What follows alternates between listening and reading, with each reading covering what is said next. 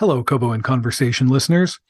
I'm Nathan Maharaj, producer and occasional host of the show, and I'm here to tell you about something special about the next few episodes.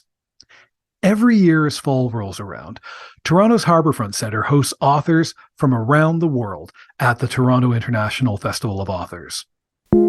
Michael Tamblyn and I had the pleasure of participating in several events, interviewing authors about their books, and we're able to share recordings of those conversations with you now. First up, Michael interviews Marian Keyes about the unexpected sequel to her breakout bestseller from the 90s, Rachel's Holiday. So here is the delightful Marian Keyes in conversation with Michael Tamblyn at the Toronto International Festival of Authors.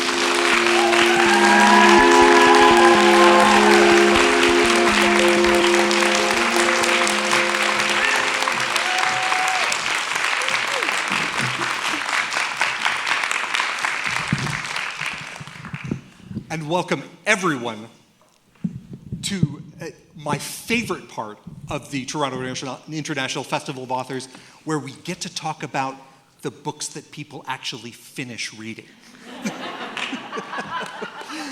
So just by quick show of hands before we get going, how many people are going to multiple events through the festival tonight and seeing multiple authors, by show of hands? That's great. How many people? A very well-read city. How many people are here specifically to see and hear Marian Keyes? Oh my God. Okay. You're so lovely. Isn't it nice? Yeah, can I just say hello? Thank you so much for coming here this evening. And especially because it's a day off and you should be all down the country or out at the lakes and stuff. And you came here instead. I'm so grateful. Sorry, Michael. No, I'm looking at all of them who were the screaming ones for the questions at the end. They're okay. By the way, is there a specific name for Marian Keyes fans? Marionettes. Somebody. No, that wasn't really? Somebody on Twitter made it up, which I pretended to be embarrassed by, but I'm obviously delighted. But it's kind of fantastic. Yeah, it is, isn't it? That's good, because I thought they might be Keyesians, which is not nearly as good. That sounds like an economist, doesn't it? Yeah. So that we get everyone properly in the mood, Marian, could I ask you to give us a bit of a reading from Again, Rachel? Yes, now this is very, very short. Don't worry. No, settle in, get popcorn. This could go on for hours. Yeah, I've been at things where people have done half an hour readings, and you're sitting there thinking, oh my God, I'm in hell. I'm in hell, and I am trapped here forever listening to this man read about the trees. Anyway, okay, so this is chapter 2 from Again, Rachel. And just to bring you up to date, Rachel has a boyfriend called Quinn, and this is how she met him. When people ask how I met Quinn, then notice my hesitation. They usually say, Tinder, hey, no shame in that. But it was worse than Tinder. Almost 2 years ago, in 2016, Quinn and I had met at a meditation retreat, a silent one, held in a big old house in the middle of nowhere. I'd gone because I was a failed meditator. In all my years of trying, despite the hundreds of candle flames I'd stared into, I'd never been able to stop my thoughts. 15 minutes really isn't that long. I just need to empty my mind, empty, thinking of absolutely nothing. Hey look, I'm actually meditating. Except if I notice that I'm doing it, does that mean that I'm actually not? God, I never cancelled that appointment with the physio. I'll do it now. Well, not now, but as soon as I finish my meditation.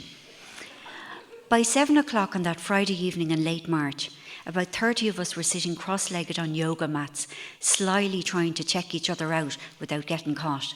We were just this mass of nervous, hopeful people, more women than men, always the way, ranging in age from 20s to 60s. I'd have loved to know everyone's reason for attending, but we were literally forbidden from speaking. Also banned were alcohol, coffee, phones, electronics, books and magazines. Our instructors were a kind and deliciously lithe young woman, yoga, of course, and 3 well-meaning young men, all a bit lengthy, rough brown clothing, pale faces with sparse, whispery beards, then their hairlines already in retreat. Over the 48 hours, we did oodles of group meditation, during which I spent a shameful amount of time wondering if all 3 of the Lentil boys were in love with Yoga Girl. They'd have to be, surely. She was so nice. And of course, there was the litheness. When my mind should have been stilling, I was inspecting the unkempt trio and wondering if she ever slept with any of them, or indeed all of them. She was absolutely beautiful. But one thing I've learned is never to underestimate the confidence of the most unremarkable of men. As well as meditating, we did a few yoga classes, ate vegan food at regular intervals, and swilled down as much sage tea as we could stomach. A large part of Saturday afternoon was spent eating a single raisin. About half an hour in, I realised it was maybe the 20th time I'd done such a thing. Every course on mindfulness and meditation wheeled it out to demonstrate how to slow down and live in the moment. I sighed quietly. Maybe it was time to throw in the towel for good on this meditation thing. Thank you. Thank you very much. Thank you. God, you're so nice. Thanks a million.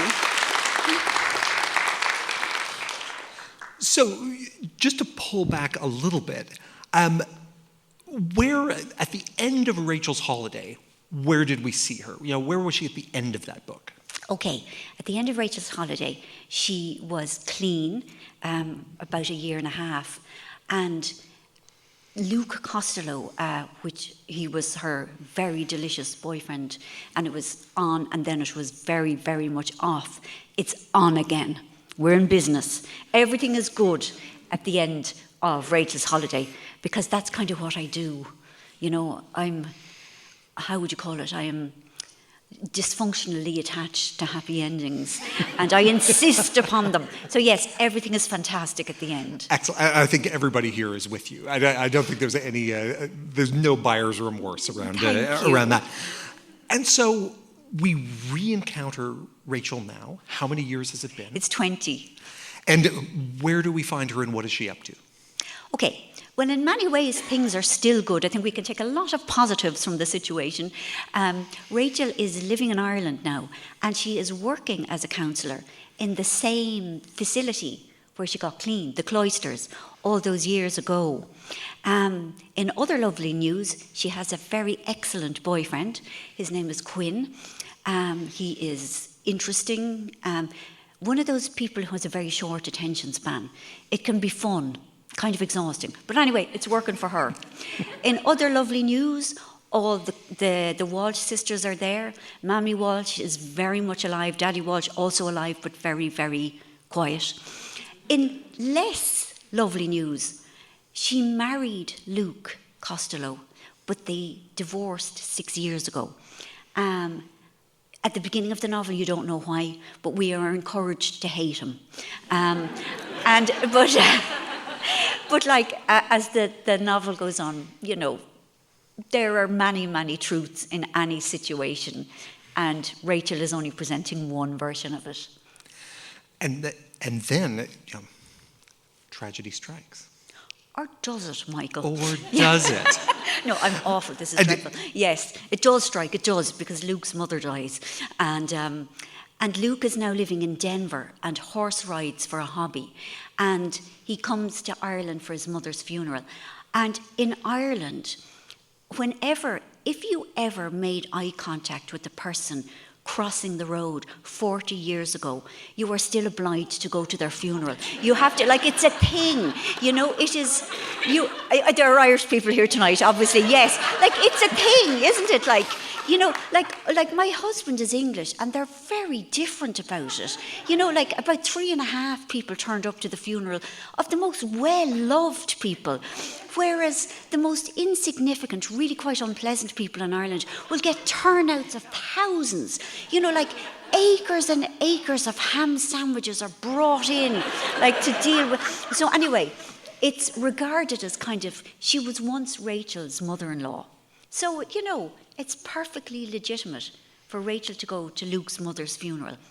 And they Their paths cross, sort of. You know yourself.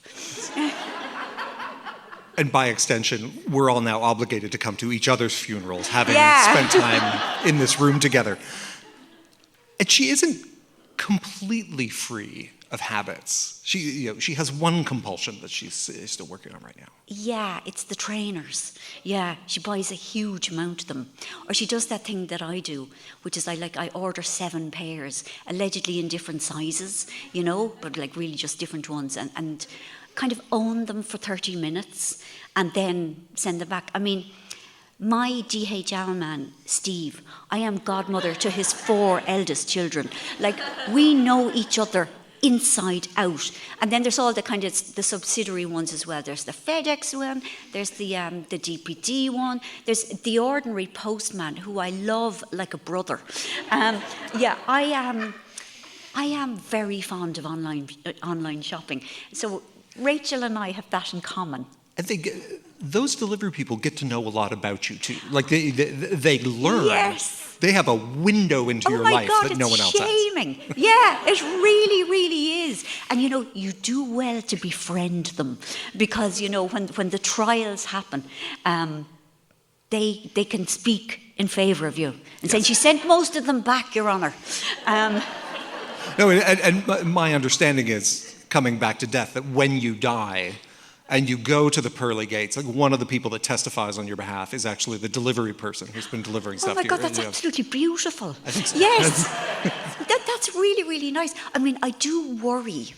I genuinely worry about, the shopping and everything. And I do sort of feel that when Gen Z do the revolution, that there will be sort of trials where the likes of me and my credit card stuff would be read out and all the things that, even though I send most of them back, I'll be in the dock with my purchases. No, I didn't. I'm innocent, really. You've spoken about Rachel's holiday as a way to explore some of the pressures and stresses that push us around in our 20s. So what's driving Rachel now in, again, Rachel 20-odd years later? I mean, this is the thing. When I was 19, I thought when you were 45, you were A, dead, and B, that nothing would bother you. That you would be just you'd be so wise, and you'd have lived so much, and also you'd be so irrelevant that feelings wouldn't even bother happening to you.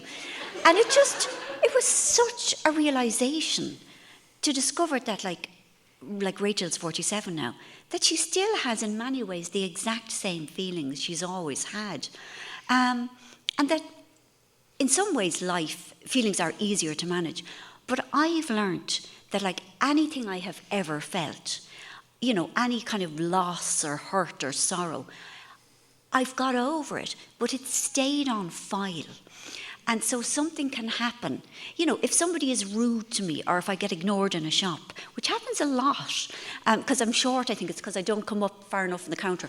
Anyway, it's something like that. Or if I get caught up in traffic, it can trigger an old wound. It can remind me of how I felt when I was 7 or 11 or 15. So Rachel has all of those feelings still available. The last time you and I talked, it was in 2020, on the Cobone Conversation podcast about your previous book, Grown Ups. And Grown Ups spoke in many ways to the difficulty of feeling grown up in a state of what you called kidulthood. Rachel doesn't seem to have that problem. I would say she is a grown-up. She's seen some things, she's experienced some things, she's survived them. How did it feel in returning to Rachel after she'd made such a transition over the decades into a new phase of her life? I think at the moment, like, Rachel's life is fairly steady. Everything, she's very much in her lane. Like, she's clean, and she's got a good job, and she's got a lovely dog, and she's got a lovely boyfriend. See the order I put these in? Yeah, and, and she has enough money, and she's steady. She's close to her family, and kind of nothing is there to unsettle her. But I think in any life, we only have small amounts of steadiness, really. I really feel like we're in constant flux, and that things can kind of come along and like unsettle us with no warning whatsoever. Like the only constant is change. So when we meet Rachel, she's in a good place. But she didn't tell us the real story about what happened with Luke. There's a whole load of undealt with stuff, and it all starts unravelling at the funeral. Well, not actually at the funeral, she behaves herself at the funeral. But shortly afterwards, it all goes a bit sideways. I mean, I just feel like that about life in general. It doesn't really matter what our age is. We never really outgrow uncertainty or doubt or the capacity for delight or joy or falling in love. Like, I mean, I fall in love all the time, like with people and with families and with, books and, and I like that's part of being human, that we don't outgrow that either. As a writer, you progressed as well. You said that you thought that your last book, Grown Ups, was kind of a turning point in your craft as a writer. Are there still things you're actively working on? Are there things that you're trying to get better at? Are there places you're trying to push yourself? Oh my God, always, always, always. Yeah, and I feel so grateful and thank you that I've been published for long enough to improve. Like in the beginning, I was very black and white about men. Like they were either love rats or delicious, and there was sort of no room in between. And as I've got older, I've had this kind of staggering realization that men are people too, and I think Grown Ups for me was like 4 of the main characters are men, and they're all different, and they're just nuanced in the same ways that my female characters have been. So I'm hoping to kind of get better at that. And I suppose the structure of Grown Ups was ambitious as well, like coming at it kind of, to have 7 narrative strands. Structurally, I'm always trying to improve, but also on a sentence by sentence. I mean, I have that horrendous Irish thing, and Irish people here will agree, that like, why use one word when 4,000 will do? And, I love words and I love generosity with them, I'm flinging them around. But I've realised less can be more at times. You can tell the story just as efficiently with fewer words. My books would be half the size if I'd just shut up, if I'd calm it down a bit. I don't think you get many takers for that idea here. You're so nice. But if you put those 2 books side by side, Rachel's Holiday and Again Rachel, where do you see the changes in yourself as an author? Because there is kind of this snapshot that you get to do. Oh my God, now that's a question. It's more the similarities I see rather than I think maybe on a sentence level, the sentences in Again Rachel are just, there's less self-indulgence, there's less whimsy, I suppose, in Again Rachel. But her voice, I think, is the same, and the family. I suppose family is so important to me in real life and in my books. And it felt like a real pleasure to be able to revisit all the Walshes. It was so nice. I started writing Again Rachel in March 2020, about a week before the world ended. And it was the strangest thing because I live really close to my mother and 2 of my brothers. I'm walking distance from about 60 nieces and nephews. And suddenly we couldn't see each other. Like I had to stand at my mother's gate and yell, "I love you." And she'd shout, "We're Irish, we don't say things like that." "But it's the pandemic, you might die. How dare you? You might die." But we couldn't, we're not huggers. My mother is very kind of like, go away, we don't do this. But suddenly being kind of distanced, the Walshes became my family. It was a real gift to be able to write about the Walshes. So, to be honest, I'd see more the similarity. Well, I suppose, okay, maybe one thing. Again, my male characters are more nuanced. In that, at the end of Rachel's Holiday, Luke is just this that kind of this delicious, perfect man. And there isn't any room for him to be anything else because we've got the happy ending. There isn't any story to find out his limitations. And I suppose, and again, Rachel, I was able to explore the fact that he's only human, but still have him completely lovable. That would be a difference, I suppose. So you started writing this book, as you say, early 2020. This, I made a sourdough starter, but you went for this book. So it was kind of like your literary pandemic baby. Yeah. That was a time that was scary and uncertain. We were being kept away from our friends and family. Was there comfort in coming back to this family that you knew? Oh, hugely. I mean, it was such... I mean, do you remember those first 6 weeks? It's like, we're all in it together, yes, we so can many do lentils, this. so many lentils. Yes, and and then quickly, oh my God, it's like, seriously, another 6 weeks? Oh, hold on now, this is open-ended. Yeah, and like, there were many, it was a time of texture. We didn't have, well, I didn't have the same feelings. I had times of like real flat on my back, staring at the ceiling, lifeless depression. And then times when I was like, oh God, this is lovely. I don't have to talk to anyone. I could read, this is nice, this is lovely. And then, no, this is scary.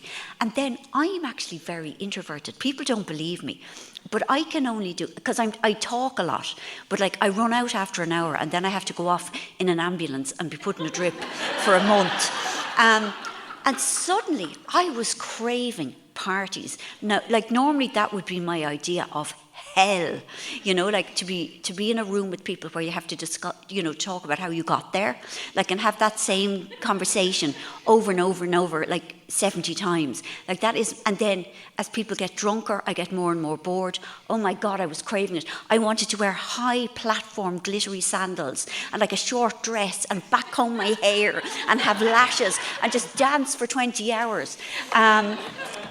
So I had all of those feelings. So yeah, the Walshes were a great comfort when I couldn't do any of those things. And the last time we talked, we were saying this thing's going to be over soon. That was November of 2020. And even then you talked about feeling a bit institutionalized, like you weren't sure how you were going to reemerge into the world. And so fast forward to today, and a lot of us are emerging, have emerged, are about to emerge from the pandemic, returning to things like live book festivals, shocking, and kind of relearning the world, but we're carrying different things with us. We're kind of different people. Is post-pandemic Marian different than pre-pandemic Marian? Oh, absolutely. I think in a way we're all keen to underestimate the effect of it.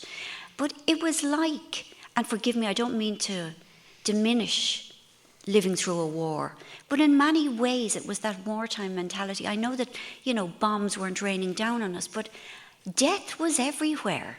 It was invisible, and a hug could kill you, theoretically. And I think, definitely for me, it has made me more grateful. It's also made me more cautious. It has made me far more aware of the people I love, and the absolute delight of a hug, and being able to travel, or just to go to people's houses. But I think it's definitely been I'm sorry, a combination of things. I am post-COVID, I am jet-lagged, and I am, the other thing, menopausal. It's a perfect storm. Things aren't really going on. It's definitely changed me. I don't think anyone can go through anything frightening or traumatic and emerge exactly the same. And I think we're trying to pretend that we're exactly the same. We're not.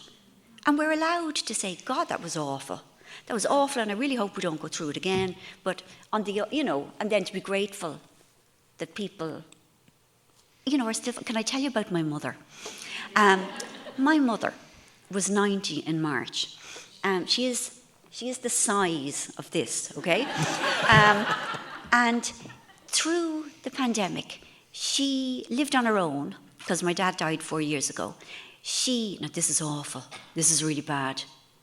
Didn't have Wi-Fi. I know, it's dreadful. Didn't have Netflix, it was awful. And then she got a cataract on her eye, so she couldn't read. And she got through that time by being relentlessly cheerful. The only thing she had was Mass was on telly every day, I know. And I used to be very kind of, about it. But then I thought, no, fair play. It's keeping her alive, And you should see her now. She is never at home.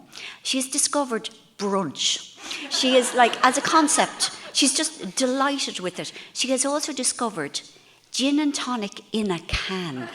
And, it's she is the most... You've never seen anyone who so deserves their life. She is living every second of it. Tomás, her youngest grandchild, she is, God love her, riddled with arthritis, except miraculously whenever Tomás is around, she's able for football and she's diving and, it's just really lovely. So the pandemic made her full of zest and glee and zeal and all of those E words. Could we hear it for Mrs. Keyes in the pandemic? Yes, for Marian Keyes.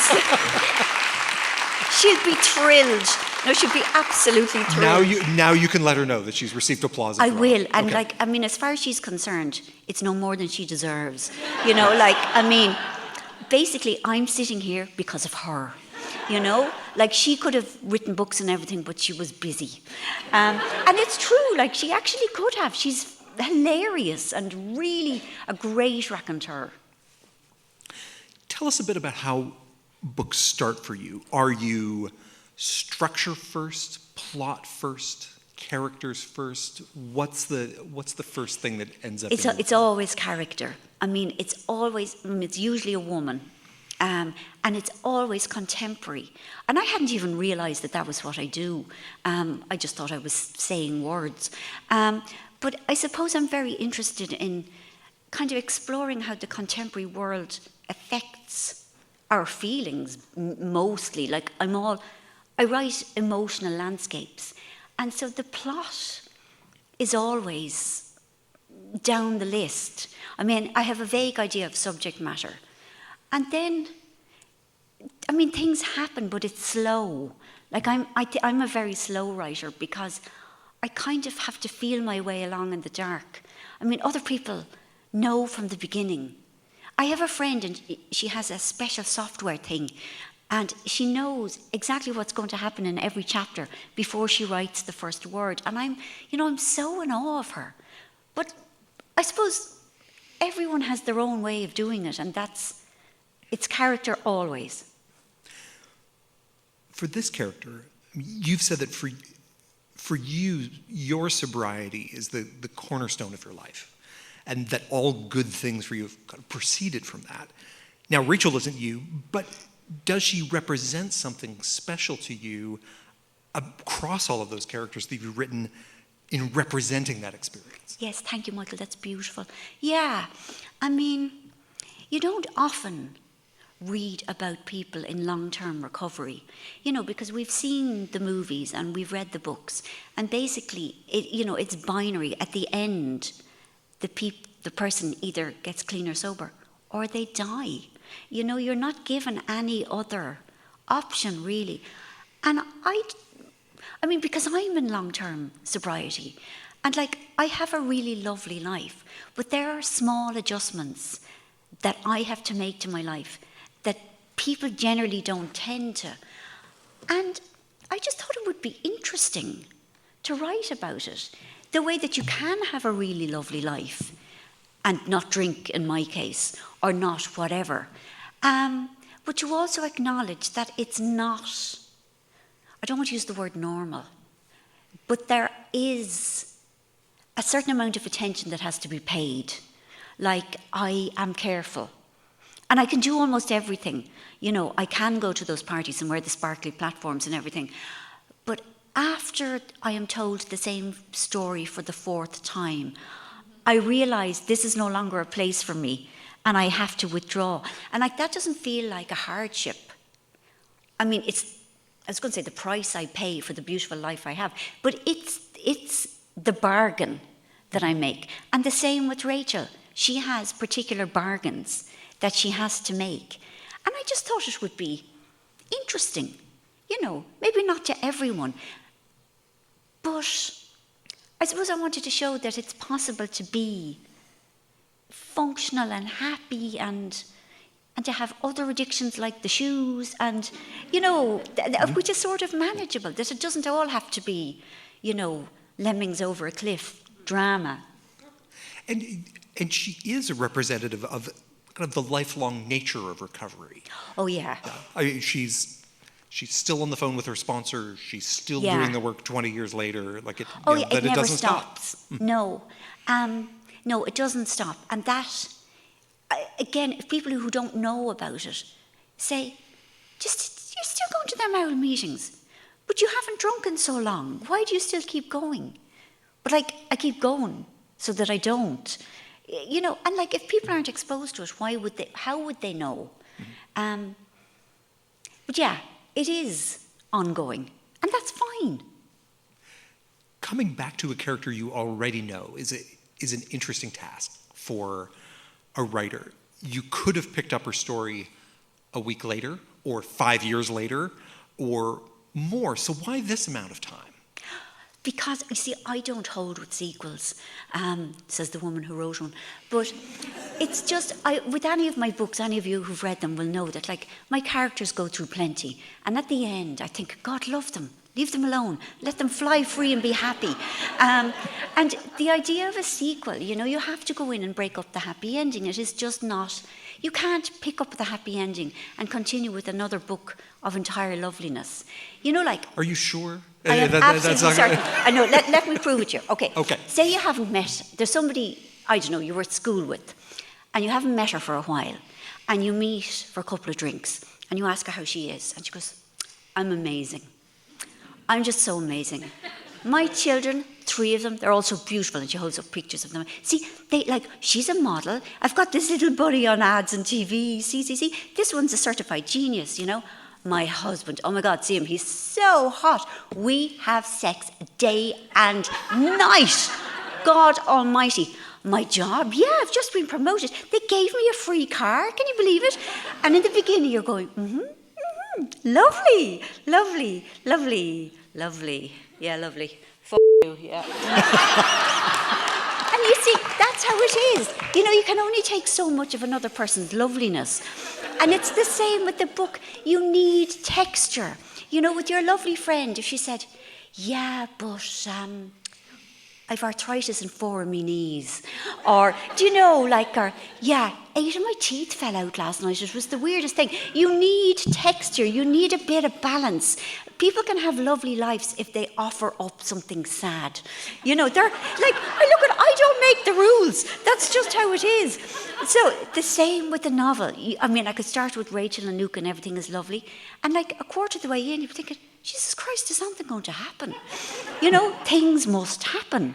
And they have to be bad. I'm sorry, again, I don't make the rules. And we have some things show up in the book that simply weren't present in 1996. Tinder's in there. Swingers are in there. It's like the modern world has come to Ireland. It's really quite shocking. We always had swingers, actually, Michael. She said, yes, I think. I don't know, we probably didn't, actually. Did we, Irish people? Yeah. Someone help us. Staying quiet, okay. Gotcha. Right. Yeah. Sorry, the modern world, yes. No, I've lost the Sorry. thread. Okay. You are a huge booster of literature written by women. I'm a bookseller who loves hearing book recommendations, and we have a whole audience of book buyers and readers here. Who are some authors that you love that we should be checking out right now? Oh my God, I love so many. Okay, I'll tell you what I've read recently. There's a writer called Catherine Newman, and she has written a book called We All Want Impossible Things. It's going to be published in January. She's American. It's a sort of a fictionalized memoir. This sounds really sad. It's a cancer. Her best friend is dying of cancer. But it is so warm and so beautiful and genuinely funny and sad, but not mawkish. Okay, the new Barbara Kingsolver. Oh my God.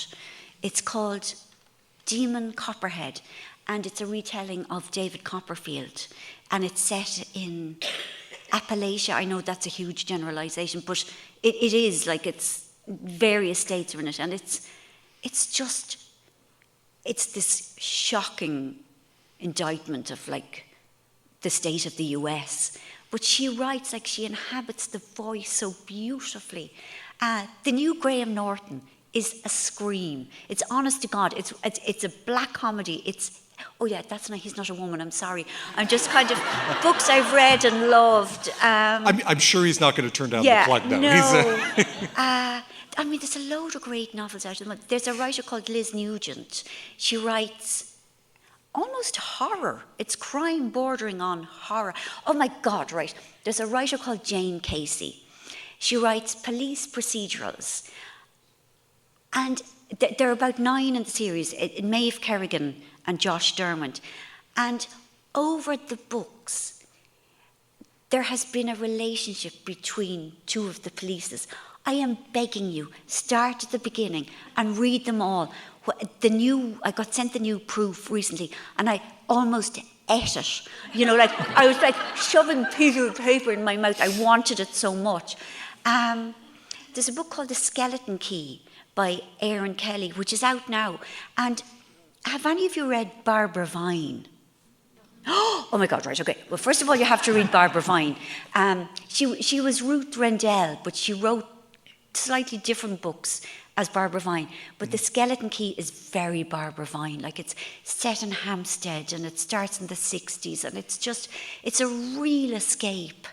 And you also recently called out a Toronto author, Monica Heising. Yes, oh my God, her book is out in January. It's called Really Good, actually.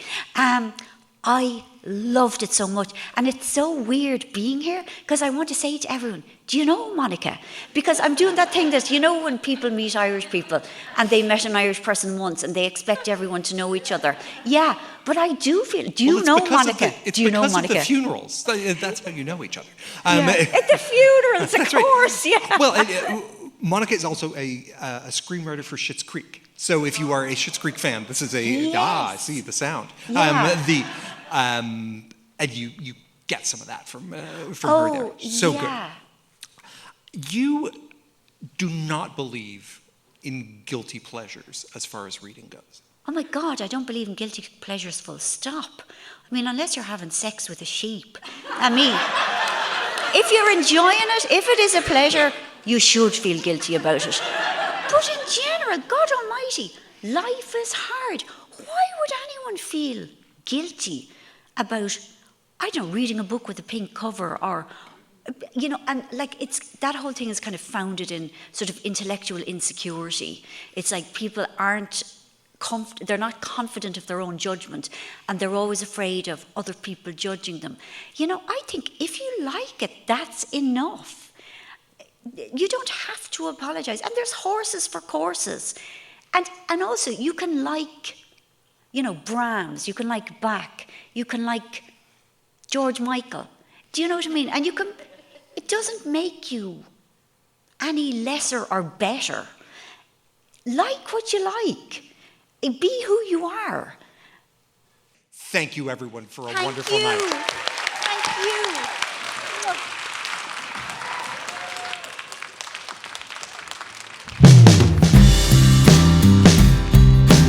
Michael referred to an earlier conversation he had with Marian, so I've put a link to that episode from 2020 in the show notes for you. Check it out. We'll be back soon with more from TIFA.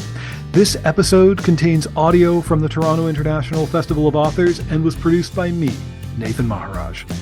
Thank you for listening.